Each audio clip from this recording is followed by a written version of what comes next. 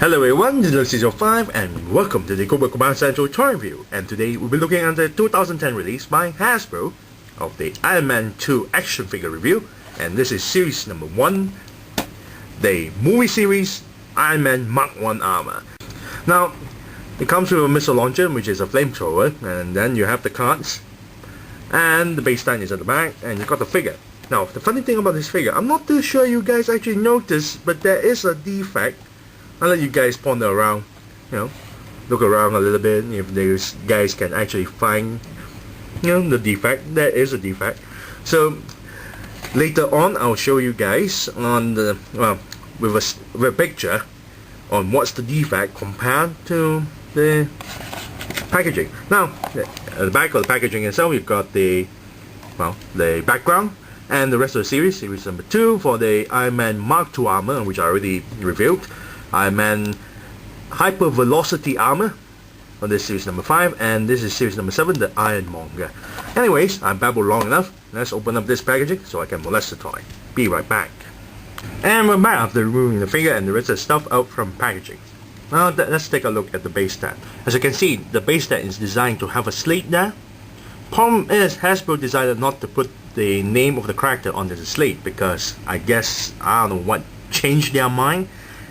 If they left it there in the first place, then why put the slate there in the first place? It's just unreasonable for them to do something like that. You might as well just print the name there. It will be much more nicer rather than designing it like so, because at the back it doesn't have anything like that.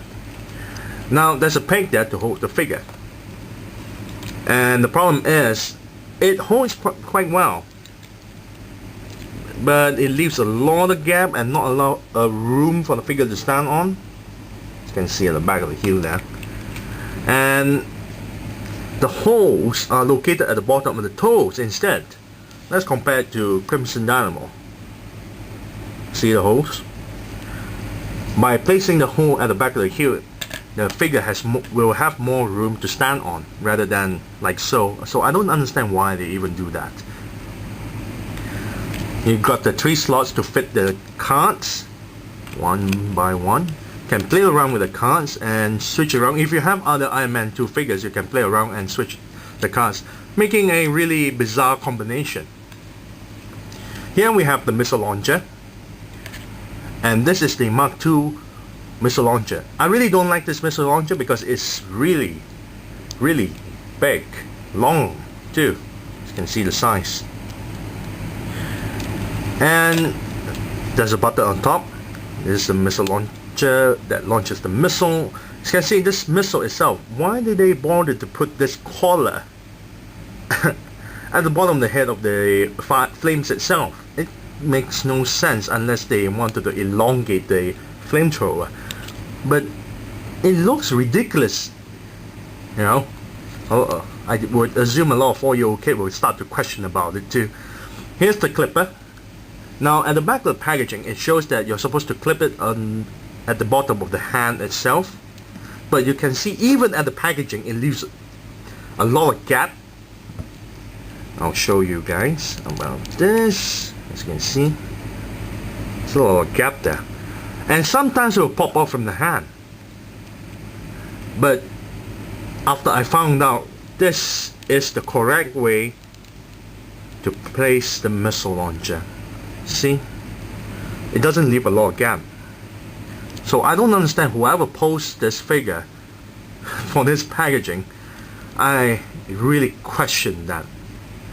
Now let's take a look at the figure's sculpt. It is absolutely amazing. Look at the body here, very nicely done. Even the back, the gears itself, very detailed. Even the arms, both lower arms are 2 different sculpts. And you got the gas tank there, there's nothing here, extra plating. Thigh legs is also in different sculpt, as you can see. On the side here you got the threads going on and the gears. The lower legs is also different in sculpt with different plating. So does at the back and on the side. Even the foot have different sculpt as well. This is more blockier than this. Now paint job, I really love the paint job. It looks so rusted. But the problem is that the back of the gear itself is not painted at all. It's just, well, if you call this a paint job, it's just a pure black thing. But the rest of the stuff is really well done. Even the out reactor here is also painted. Very nicely done, including the gas tank. And the joints itself, as you can see, all the heavy clothing, the thick clothing are all there. It's very well painted. The eyes, however, looks a bit smudged. And if you didn't notice the defect earlier I showed you, here's a close-up view.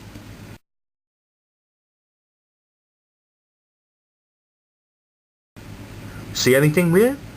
No? How about this picture compared to the packaging?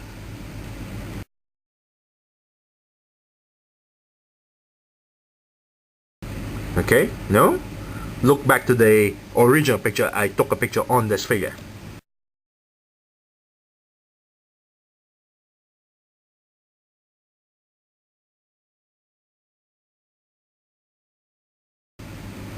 Yeah, you notice the mouth? Yep. Apparently, I think I gotten a defect.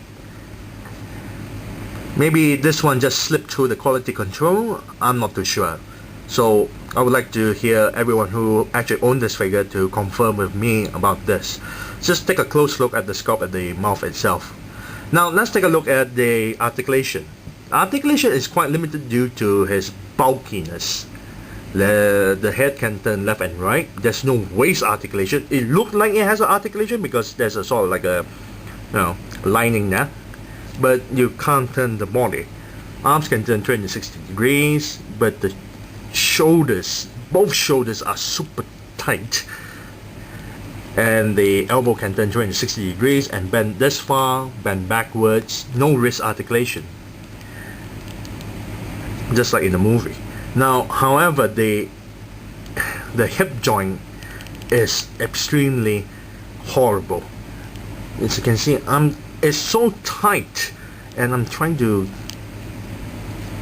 trying to turn this ball joint, but this is as far as I can turn. It's just limited to this position. It just gets stuck there. The other side is the same as well. So after I turned the swivel tie, it became very loose. Oh, and when I turned it, and earlier on, a small chip of the paint job just popped off.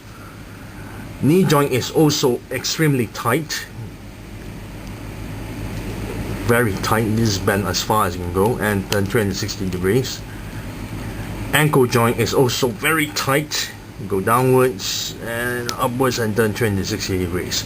But after you bend the joints, everything starts to loosen up very badly, like this one. So, do I say this figure good? It looks great. It looks really great as a display, nothing else. Because the joints are super tight and there's a defect on the mouth. Paint job is not perfect. It's great but not perfect. And after loosening the joints, everything is like all over the place. So if I'm gonna give a rating on this, I'm sorry, but I have to give it a 5 out of 10. It looks great though. Most of the points just goes to the looking great. Other than that, nothing else. So thank you all for watching. This is Lucy05 and I'm signing off.